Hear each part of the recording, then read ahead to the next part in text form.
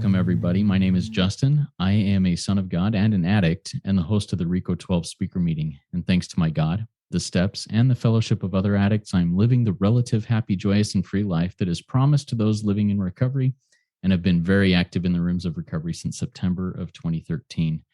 Welcome to the 126th meeting of RECO 12. RECO 12 is an organization with the mission of learning and sharing the similarities of addiction of all kinds and the similarities of recovery from all afflictions and addictions, and gaining and sharing those tools and hope from others who are trudging this road. We are an open meeting for all, no matter your life experiences, faith traditions, nationality, or background. To learn more about RECO 12, please go to www.reco12.com. That's RECO12.com, and learn more there. RECO 12 appreciates your help in keeping us working our 12th step and are grateful to receive donations to cover Zoom and podcast overhead costs. I will put the link and the information as to how to donate to that in the chat of the live meeting, as well as in the show notes of the podcast. If RECO 12 is a meaningful tool for you in your recovery walk, please consider rating and reviewing in the podcast platform if you're using, and also sharing it with your recovery networks or anywhere you may be. We look forward each week to receiving from the light reflected by our speakers from their higher power. That light inspires hope, meaning, worth, and growth in us, the listening audience. I'm excited and honored to have this week's guest, Herb K., join us. Today, he will be speaking to us on the topic of the best kept secret, not cured, and daily reprieve. Now, here's a little bit more about Herb. Herb was given the gift of freedom from alcohol on February 21st, 1984. As the result of the application of the 12 steps is contained precisely in the AA Big Book, he experienced a profound spiritual awakening in 1988. Since then, he has been very involved in carrying the message of recovery through presentations, facilitating workshops, and leading retreats. He's authored 3 really good books on recovery, and we'll put information on that in the chat of the live meeting and in the show notes. Many have found these books helpful for accessing the instructions and confirming the process contained in the Big Book for experiencing and sustaining a spiritual awakening. Herb is widowed, has 3 adult children, 7 grandchildren, and lives in Rancho, Palos, Verdes, California.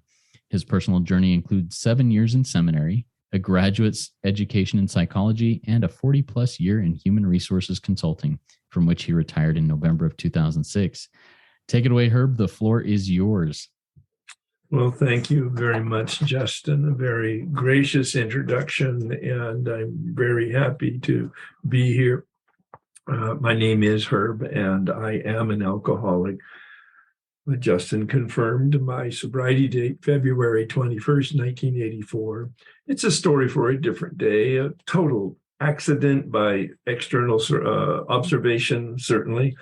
I went to support my wife's recovery in her attempt to deal with her addiction. She went into a hospital February 10th, and when I got acquainted with their program, they suggested, number 1, I stop drinking, and number 2, that I bring the family to their recovery program 3 nights a week. And I stopped drinking on February 21st to support her recovery, and I haven't had a drink nor an inclination to drink ever since. A pure gift. I didn't go to Alcoholics Anonymous for another couple months because I didn't know that there was such a thing and or that I had such a problem. But my process is one of a very, very, very, very gradual, glacially slow awakening.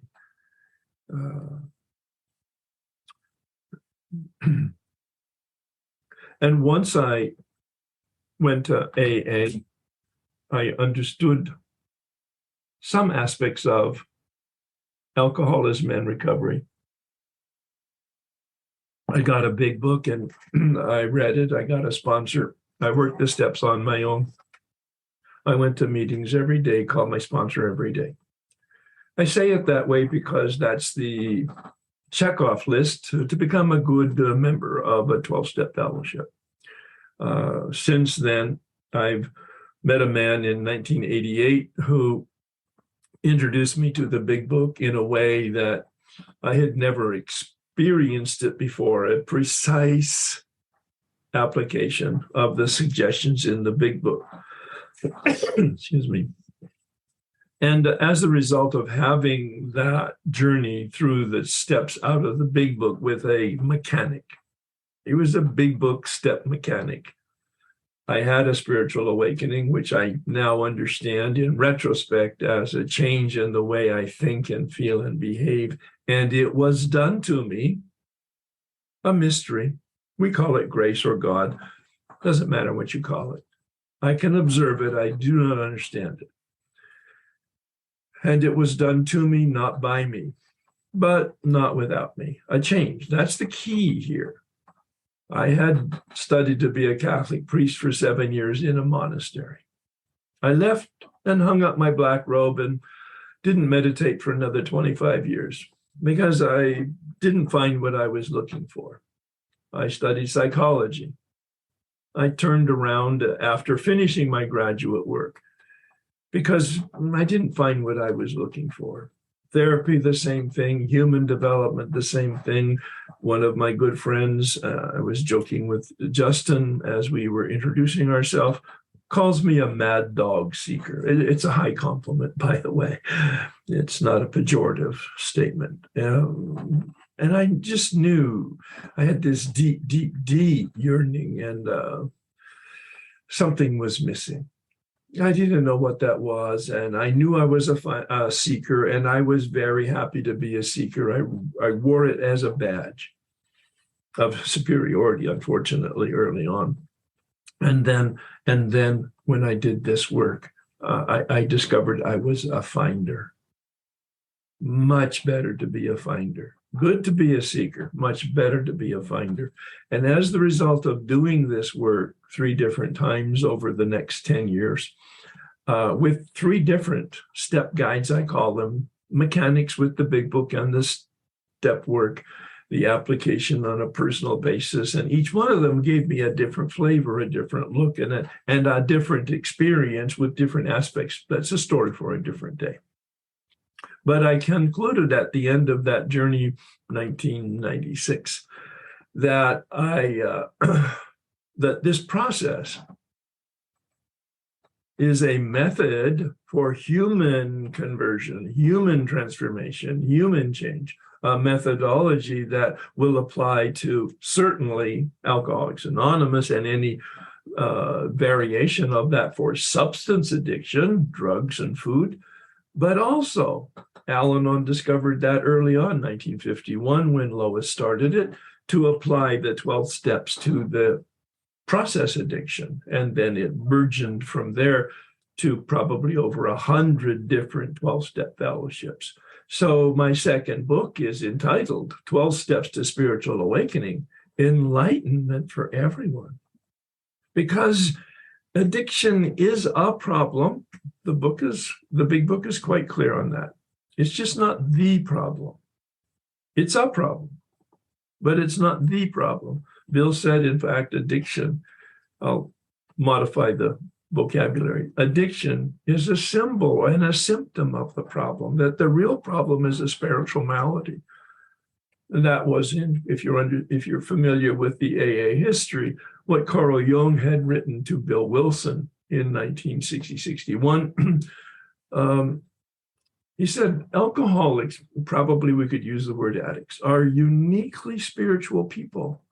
They have this deep hunger, this deep thirst for the spirit, capital S, and they get distracted by spirits with a small s. A wonderful play on words if you see alcohol as spirits. And he had a wonderful Latin phrase at the end of that letter. Spiritus contra spiritu. Simply put, the spirit, capital S, is the antidote to spirits. The immaterial spirit is the antidote to the materiality that we mistake for the sources of our personal and human satisfaction. Pascal said it the best. The whole in us is in the shape of God.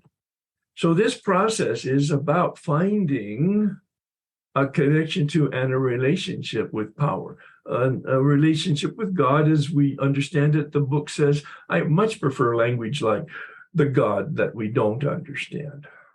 I don't pretend to, and I don't even want to, and I know it's not possible.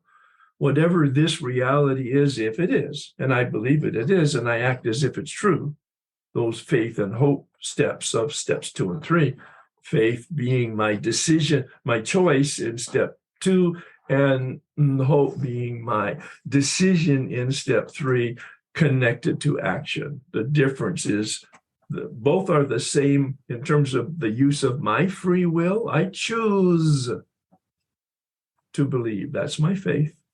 But there's no action connected to it necessarily. That's why step 3 is an action step, in the sense that it's a prayer, certainly a very modest action, but it's a commitment to steps 4 through 9. 4 through 9, the deflation of the ego at depth. Harry Tiebout, a psychiatrist that was very supportive to Bill Wilson, said, Bill got it right. The first 9 steps are for the deflation of the ego at depth. It does that. And then Harry Tiebout, the psychiatrist, said, but the ego has an uncanny way of regenerating itself. If you read the description of what I hope to talk about today, what I am talking about today is about unmanageability. The best kept secret in the rooms, because Bill didn't structure the big book to give a complete, clear approach to step 1. He finished his approach to step 1 on page 43, which is the finish of his conversation about addiction. The doctor's opinion is about the body problem, the allergy, the craving. Bill's commentary from pages 23 to 43 is about the mind problem, obsession, and delusion. And at the end of page 43, he said, there'll come a time I'm paraphrasing, there'll come a time and a place where we'll have no effective mental defense. He launches into step 2. He essentially, in a formal structural way, ignored unmanageability. And yet, the phraseology of step 1 is perfect. Admitted we were powerless over alcohol.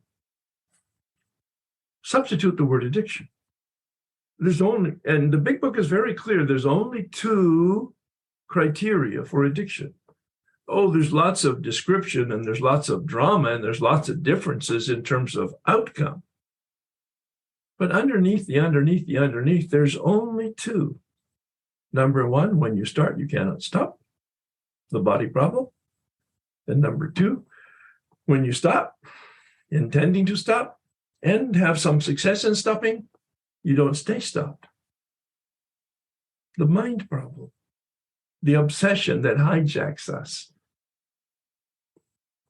That takes possession of us without our permission and without our consciousness. I'm not going to go deep into that. But that's a startling and overwhelming experience when you digest what the implications of that means. I have free will that makes me human, but I don't have free will with regard to addiction when I put it in me. And I don't have free will even when I don't have it in me. I have the guillotine of addiction hanging over my head that could drop at any time, and I don't have any control over the button. I spent about 24 to 48 hours in abject terror when I first had that experience. But at 10 years of sobriety, a man introduced me to a set-aside attitude and a set-aside prayer, similar to the one that Justin opened our time with. And he introduced me to unmanageability. I'm not going to do a teaching on that. You can pursue it by looking at page 52, those bedevilments. Well, that's the term in the paragraph, the second paragraph on page 52 in the big book. It's a behavioral description. This is what unmanageability looks like. It's in chapter 4. Bill unpacked it. He just didn't have it structurally set up in the big book. Chapter 4 is in about step 2. Chapter 5 is at the beginning about step 3. And in that chapter 5, pages 60 to 62, he describes the exact nature of unmanageability. Now, he doesn't use the terminology, but this man helped me hook it together. The behavioral description so that I can see, do I feel this way? Do I behave this way? Having trouble with personal relations, etc. He said, use the personal pronoun in present tense. I mean, really, mark your book. Present tense, personal pronoun. I am having trouble with personal relationships. 1994, 10 years sober, wanting a divorce from a 25-year marriage. Yeah. And I went through all of them. They weren't all on a scale of 1 to 10. They weren't all a 10. There were some 2s and 3s. But I got a technicolor picture of the spiritual malady, restless, irritable, and discontent. Especially when I read pages 60 to 62 and saw the self-centeredness that Bill captures at the top of page 62. Selfishness dash self-centeredness, exclamation point. There's not even a verb. And at the end of that second paragraph, he says, and we can't even reduce it much by wishing or trying on our own power. In the same way he ended the discussion on addiction on page 43, he ends the discussion on unmanageability by at least my standards and evaluation on page 62. We can't even reduce our self-centeredness much by wishing or trying on our own power. Bam, we need to have God's help. Then I was wonderfully and effectively launched into steps 2 and 3. Again, a story for a different day. But the 2 questions that opened the curtain for me: 10 years sober, having been a monk for 7 years, 7 years of silence, if I didn't mention that.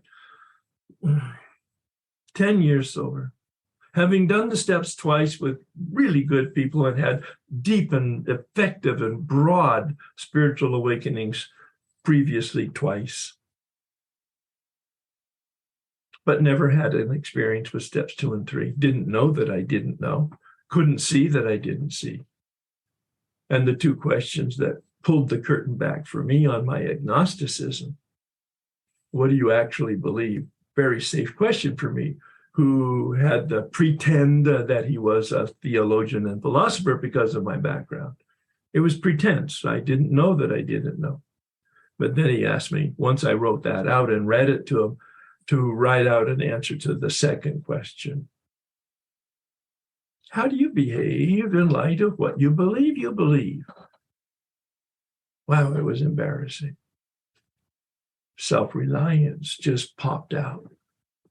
Pages 60 to 62 in terms of that egocentric behavior and the self-reliance and the manipulation. It was so embarrassing. I thought I was a Renaissance man. I turned out to be a Neanderthal. But I didn't know it until I saw it.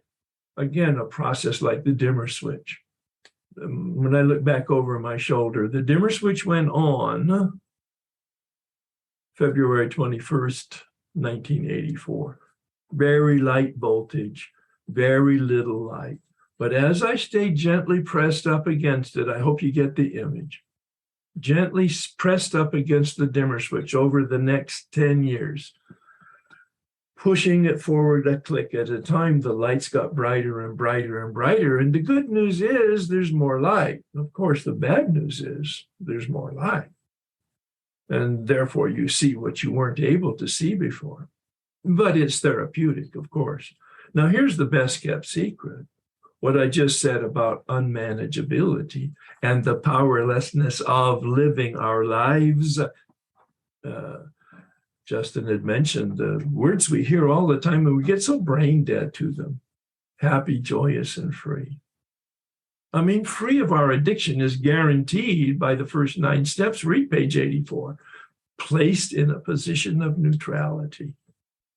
There's no other interpretation of that. Placed, grace, in a position of neutrality. We're not fighting it. We're not resisting it. It's just not relevant anymore. And then he says, in the big book, we're not cured of what? He doesn't tell us. But my connection and interpretation is we're not cured of our unmanageability because that's the human condition. The first half of the first step is a percentage of people, 10%, 50%, I don't care. I don't know the statistics, and I don't think anybody has any real valid statistics about addiction, but it's a percentage. Unmanageability, on the other hand, that's 100%.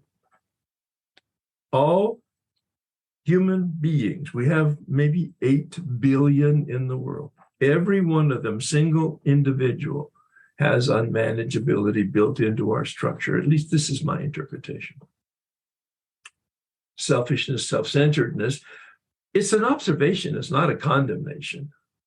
We're built to survive. We have instincts, fight, flight, and freeze, that try to ensure our survival. And of course, many, a good highly percentage of the people don't go through the rite of passage to adulthood and assume responsibility for self-regulation. That's the point, and that's the problem. Unmanageability, selfishness, self-centeredness. I'm the center of my universe. That's emotional sobriety. I'm the center of the universe. That's narcissism. That extreme pathological, actually. Not everybody has it, but read those 9 characteristics of narcissism in like an inventory. Challenge yourself. It won't be on a scale of 1 to 10. Most of you won't be 10s. You're not in prison or in psychiatric units. But 1 out of, on a scale of 1 to 10, you'll calibrate. Unmanageability, and we're not cured. We have a daily reprieve. Bill says we grow in understanding and effectiveness in that same area. Pages 84, 85, extremely dense material. You almost have to take it word and phrase by phrase and unpack it, and then do it more than once and meditate on it. We enter the world of the spirit. What does that mean? No, he says it. After the 9th step, the promises, wonderful list, we entered the world of the spirit. Where the hell have we been? Oh, steps 1 through 9, the world of self. The turning that's committed to and promised in step 3. Read the promises at the top of page 63. Wonderful step 3 promises. A commitment to action. That's why I do believe he uses the term decision there. A decision without action is fantasy. A decision without action is I didn't get that from me. That came from my own sponsor. He was using it against me, actually. When I told him I was willing, and he said, well, how are you doing? I said, well, I don't have time. He said, well, decision without action is fantasy. So it's a wisdom saying, though, and it's confrontive. That's the whole point. You can finish your 4th step. You can finish your 5th step. You can finish your 9th step. Might take some time, and it might take some creative interpretation, some spiritual evaluation, but I finish my 9th step every time I've done the step work, which is 4 times over a 20-year period. Not cured. Daily reprieve. Oh. Step 10, thank God for the 12 and 12, because it really clarifies the use of step 10. And you hear a lot of misinformation in meetings. Well, by my standards, my interpretation, it's not gospel. It's just my interpretation, my understanding. But the 12 and 12 said, it's a spiritual axiom. Whenever we're disturbed, there's something wrong with me. Now, I really was able to get that and apply that and accept that once I did a 4th step out of the big book. And it uses the term spot check inventory, step 10, a spot check inventory. So we're not doing step 10 at night. We're not doing step 10 in writing. Spot check on the spot. When I'm disturbed. It's kind of like that radar sweep.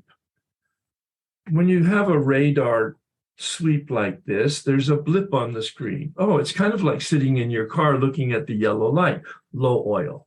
Tire pressure needs adjusting. Something mechanical is failing. Yellow light, yellow light, yellow light. It's not bad news. It's just news. It's a warning. It's a signal. It's the thermostat that tells us something's amiss. And Bill says it in the big book very clearly, watch for. Step 10 is about vigilance. Watch for resentment and fear and dishonesty and selfishness. Those are the five, there's three ingredients in chapter 4.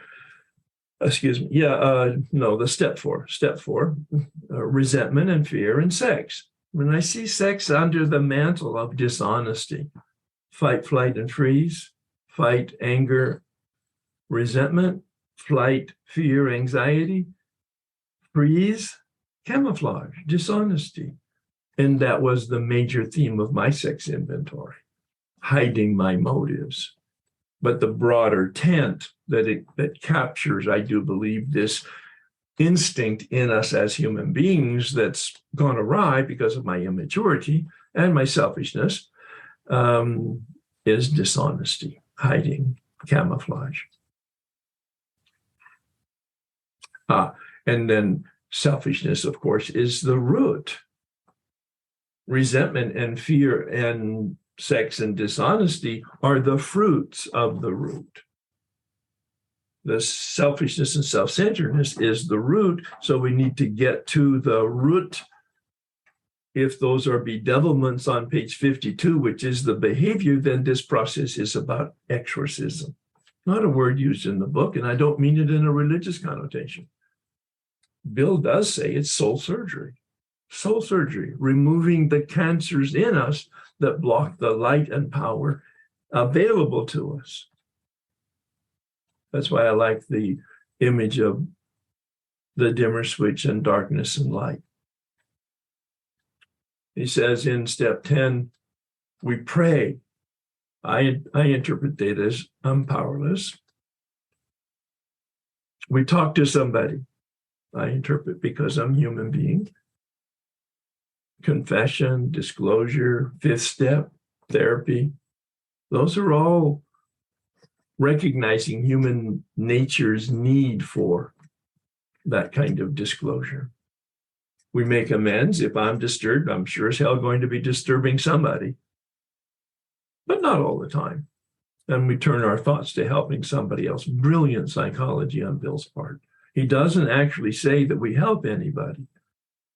He says we turn our thoughts to helping somebody, knowing that at some point we'll go into action. But that right now I'm in work, I'm at my community, I'm at my family, and it may not be appropriate to actually leave your current responsibility to take care of this disturbance.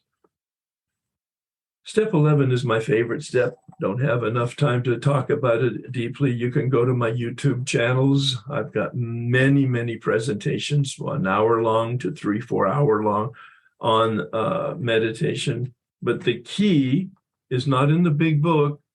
It was in this man who took me through the steps, who wasn't trained, but who had had an experience with the 11th step. Upon awakening, it says in the big book, we ask God to direct our thinking. This man said that's a prayer. Anytime you're talking to God, it goes like this: God, please direct my thinking. Yeah, really, that's simple. The big book says then we begin thinking about the 24 hours ahead, considering our plans. I make up a decision as to what that means. That's not the point. The point is, then the man said, so we ask God to direct our thinking. God, please direct my thinking. Then we begin thinking like the big book says. Then this is the key that unlocked the door for me to be consistent in the meditation practice since 1988. He said, then we listen to our thinking as the medium of the message. I've never heard God speak to me audibly through my ears. I hear the inspiration, the intuition, the instinct. And that's what Bill talks about in his description of meditation, pages 85 to 88. Read it, highlight it, outline it. It's very outlineable, what to do at night, what to do in the morning, what to do all day long. It's about improving consciousness. There's only one reason for step 11, and it's not biology. It's not psychology. It's not sociology. Those are wonderful and now scientifically established benefits of meditation, but it's just not step 11. And step 11 isn't about quieting your mind. It's about regulating your mind. It's about directing your thoughts.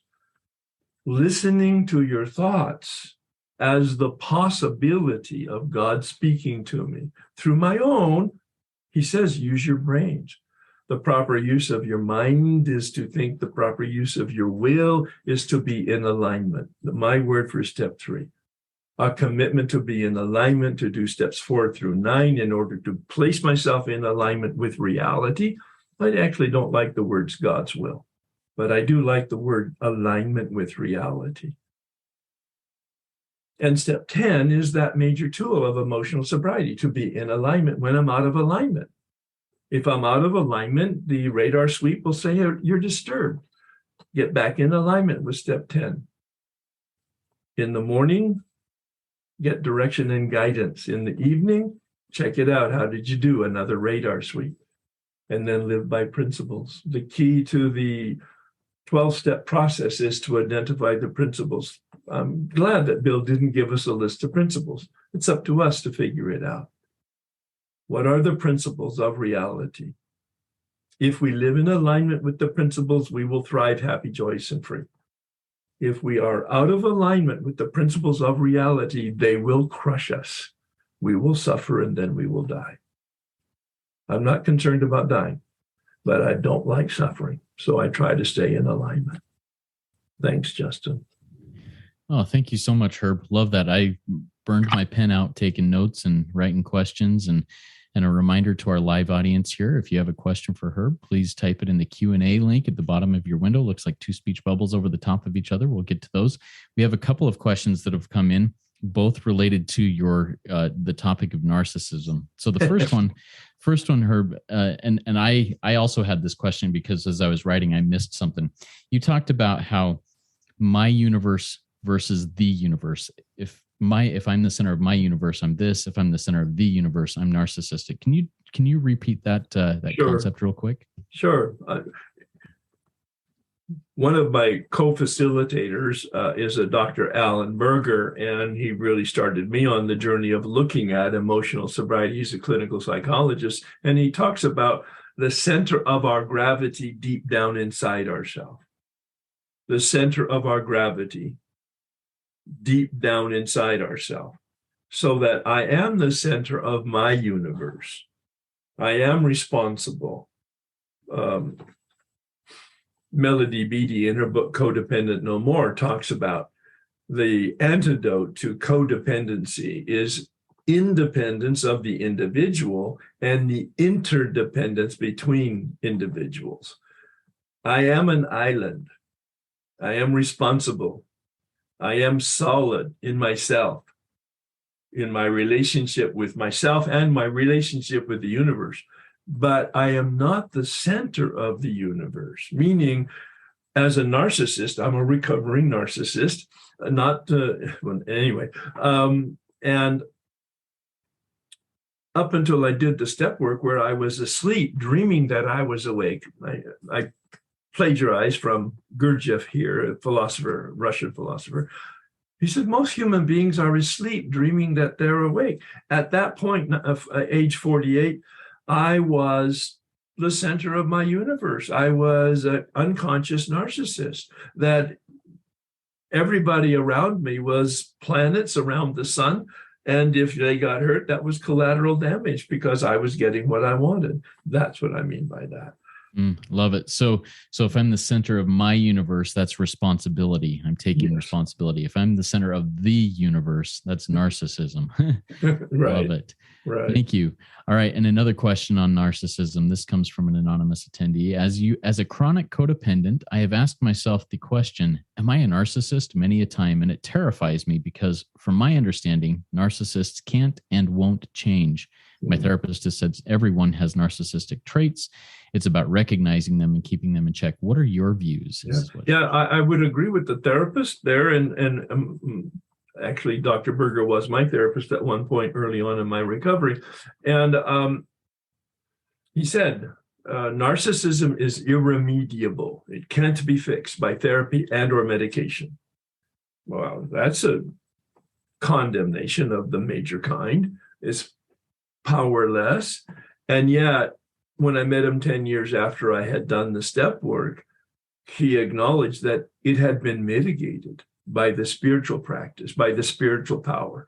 If I was a 7.5 on a scale of 1 to 10, I'm a 2.5 at that point, never cured, but mitigated to a point where I can self-regulate. I can manage it. I just need to stay conscious of it.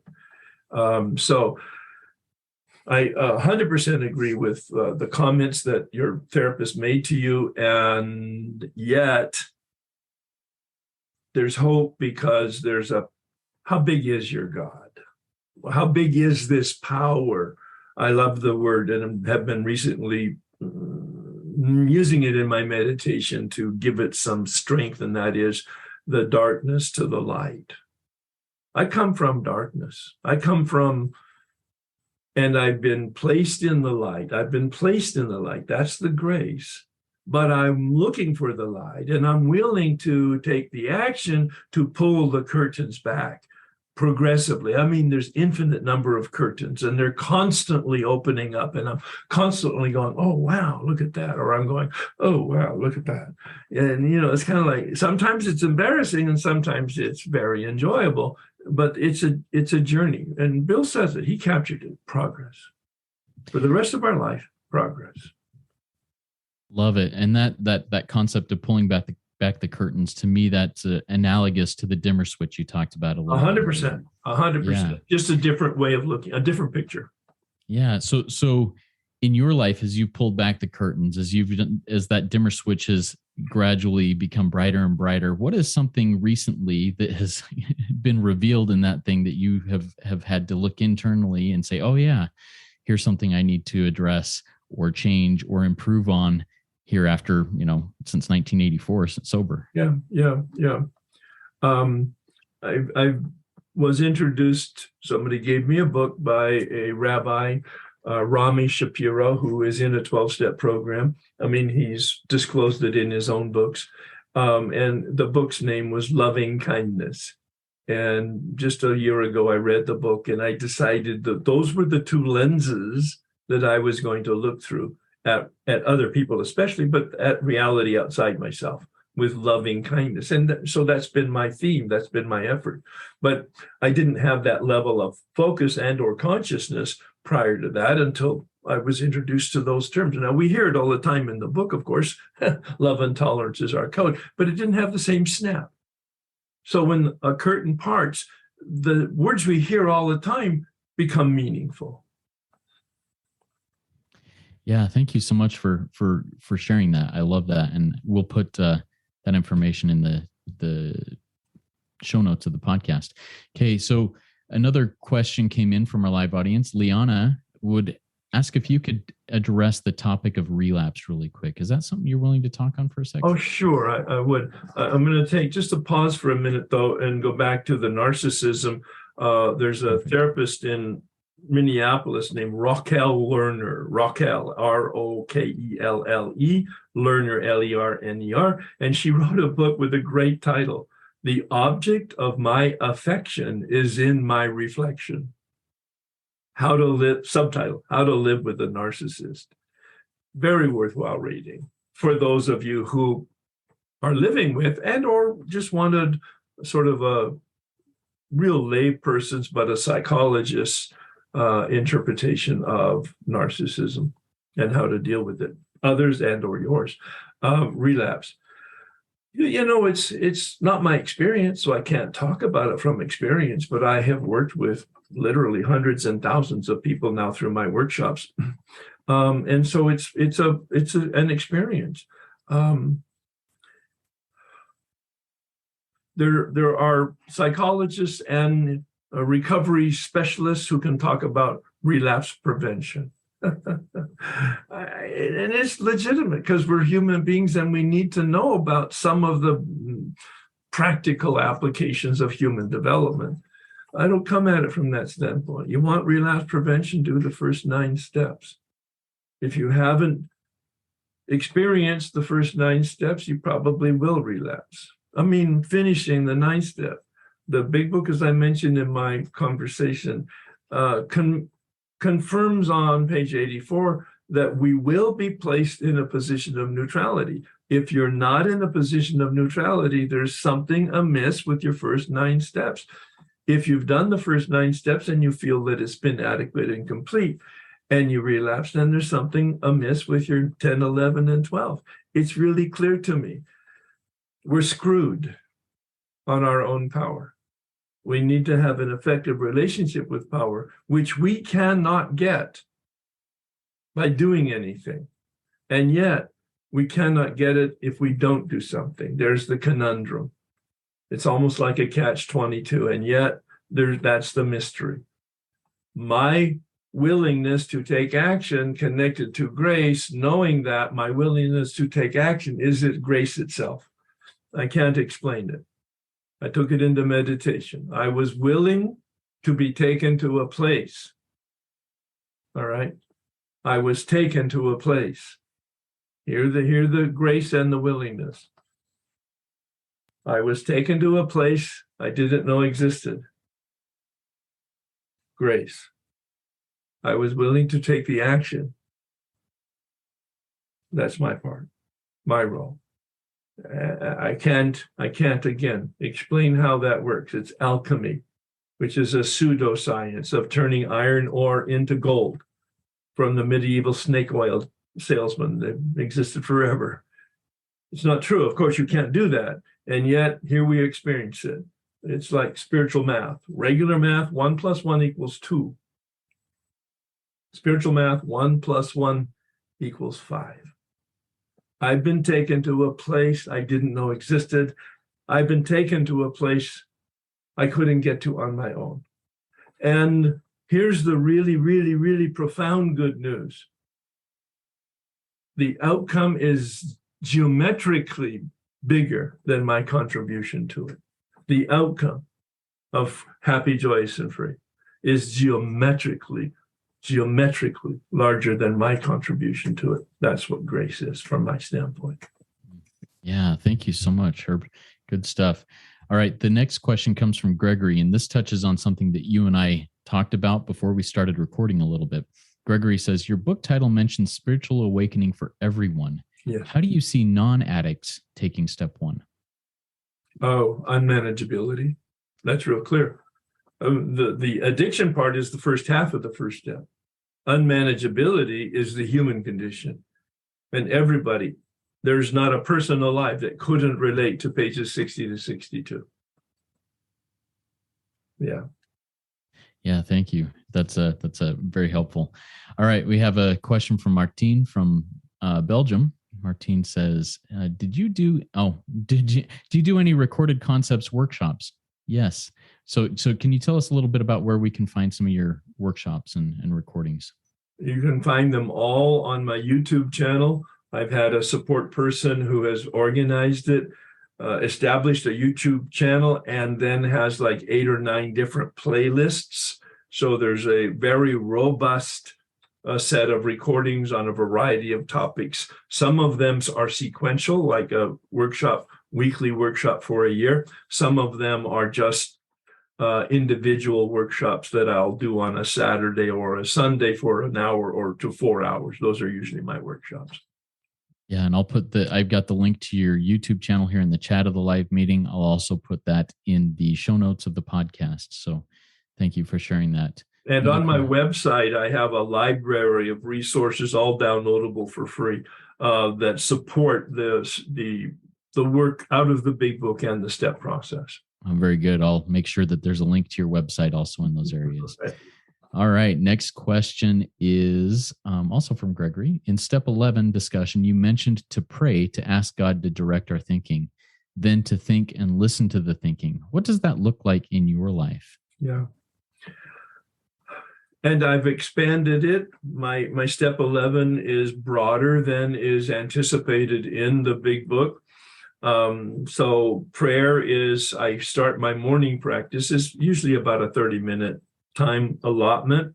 I don't have a timer now that I'm not working, and my schedule is much less burdened with rigor. I start with the set aside prayer, some form of it. Holy Spirit, release me from up till now. Detach me from after now and allow me to be fully present in the now. That's the one I can remember anyway. And then I say the third step prayer, some version of the third step prayer, normally the one from the book, as a recommitment to my life of consciousness. And then I use the step 11 meditation practice, looking for guidance for the day, 5 or 10 minutes, whatever that might look like. I don't time it. It's just I've been doing it since 1988 on a daily basis. Now I have a nice habit, a conscious connection, or an effort at it. And then a year after I did the work out of the big book, I was introduced to a priest, a monk, Thomas Keating. His book is Open Mind, Open Heart. And he reintroduced me to the contemplative practice, a very different practice than meditation. What many people think is meditation. Contemplation comes from the Latin templare, meaning temple space. So I sit in the presence of the divine for 15 or 20 minutes, like you would getting a suntan. How much work is that? You sit in the presence of the sun, you get tanned. I sit in the presence of the God I don't understand so that I am transformed. Without thinking about it, without feeling about it, it's just aware of that presence. And it's not that clean, but I'm just giving you a simple answer to your question. And then I wrap it with the 7-step prayer, which I've been toying with changing to make it a little more relevant to me and maybe a little more current in its language. And we might even use that at the end of our time together today. Because of the last line in the 7-step prayer, as I go out from here to do your bidding. That's a great launching pad for me. So I start with prayer, I move into meditation, I go into my contemplative quiet, sit, and then I come out with a prayer that launches me into my actions for the day. Now, is it that clean? And no. It weaves and wanders, and I get distracted with some things that are not so spiritual. And then I smile and I laugh at myself. Love it. And I love how you've implemented all these recovery prayers into that process and edited them as need be, or a version that works out for you. I think that's great. Thank you for sharing that. And another question here. How do you sponsor today? How do you lead people through the steps? Is it fast, slow? How do you do that today? Mm-hmm. Great question. And yes, fast and slow. Dr. Berger, again, coming from his psychological training, taught me, meet them where they're at. Meet them where they're at. So I have a set of assignments that are very rigorous. Do I lay that on No. Do I lay that on a person with 30 years of sobriety who actually has no real information about the big book? No. I give young in recovery pablum, and you build it up to meat and potatoes. And so Wally P has a great approach with his back to basics. He gets them into the steps in a day or a weekend and gets them through the steps. Wonderful. What a panoramic view and an introduction to the process and some of the vocabulary. But anybody who goes through the steps in a day or a weekend or a week or a month, quite frankly, as good as it is, it won't be substantive long term. The process I usually use, depending on the person and or the opportunity, takes anywhere from 6 months to 2 years to go through the steps. Yes, I know. In the history, they did it in a day or two or a week or two. Yeah, I know. That's the basis of Wally P's work. It's great. We talked about relapse. Unless you have a deep understanding of and experience with this process, it won't last. And so I modify my approach in helping other people based on what they can do and what they will do. And it's the same approach with prayer and meditation. What can they do? What will they do? I sit for 30 minutes. I don't ask people to do that. Can you sit for 1 minute listening to your thinking? Intentional consciousness for 1 minute. Oh, that's not enough. Oh, well, it's a minute longer than you're doing right now. Yeah. Love it. One more question before we get to wrapping things up. So you mentioned earlier on that you've been called a mad dog seeker, and that's a term of honor. And for a while, you wore it as a badge of honor. Like, look at me, I'm a mad dog seeker, and it turned into a finder. What changed there, or how did that change? Mm-hmm. In 1988, I went through the steps for the very first time, and especially the step 1 where I saw the doctor's opinion, I began to understand what addiction was. But the more potent experience was in step 4 in the resentment inventory, column 4, in which I saw that I wasn't a victim, that in fact I was the perpetrator. I don't have a part in my resentments. I have 100%. That was a transformative experience. And then that was coupled with the sex inventory for the very first time, answering those 9 questions on page 69, especially the last one. What should I have done instead? I discovered that I actually have principles that I wasn't using, and that I didn't have some principles that I would want to have if I were going to be a decent human being. So I began to wake up to the fact that I was that Neanderthal rather than the Renaissance man of my delusion. Yeah. Yeah, thank you, Herb. All right, before we wrap things up, do you have any final words of wisdom for us before we jump into that wrap up? Yeah, find somebody who understands the process, understands it out of the big book, really understands it, not just mouthing it, but understands it, and themselves have had an experience. It may not be mine, of course, it will be theirs.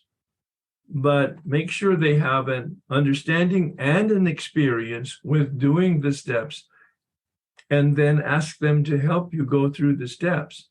That will be the beginning of an awakening that then you will incorporate on your own and find a path and teachers that will help you navigate that path.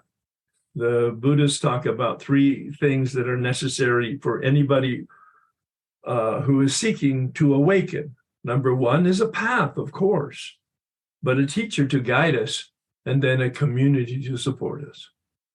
Yeah. Thank you. All right, everybody. Thanks, Herb. That was a great RICO 12 weekly speaker meeting for all addicts and those wanting to learn more about addiction and the recovery therefrom. Please consider joining our WhatsApp group and participate in our community, asking questions and answering others' questions that may come up. If you've not yet rated and reviewed the podcast in Apple Podcasts, please go consider doing so now. It's a great way to help us continue working our Step 12.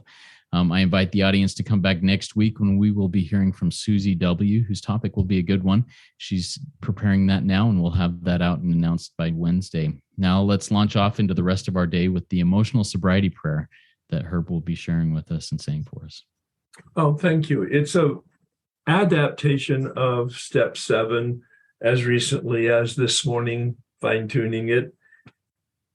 I call it the prayer for healing. God, I am now willing that you have all of me, healthy and unhealthy. I ask that the inclinations and behaviors that stand in the way of my usefulness to you and my helpfulness to others be removed.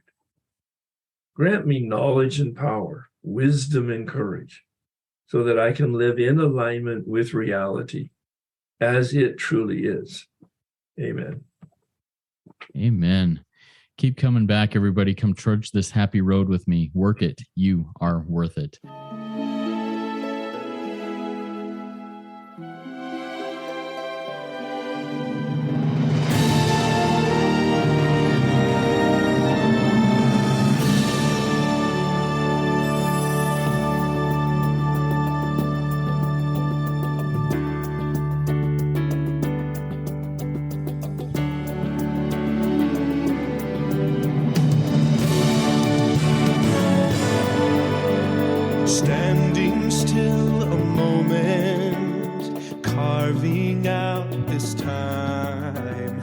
reflecting on the landscape of this life of mine.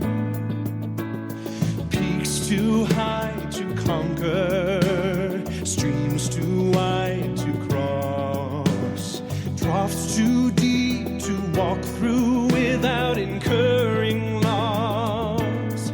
Yet here I am, still standing tall, despite the rough terrain. One like me survived the storms and walked through wind and rain. Still standing, I will fight the good fight, still searching for glimmers of